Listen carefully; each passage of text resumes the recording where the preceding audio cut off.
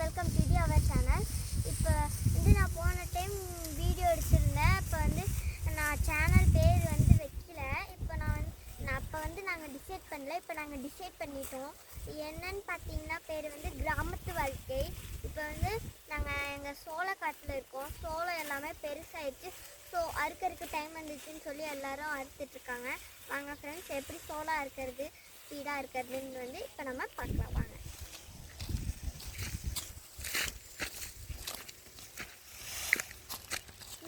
இவங்க இருக்காங்கல்ல, இவங்களை பார்த்து சோளம் எப்படி அறுக்கிறது, எவ்வளோ ஸ்பீடாக இருக்கிறதுன்னு வந்து நம்ம கற்றுக்குறோம். இவங்க வந்து நல்லா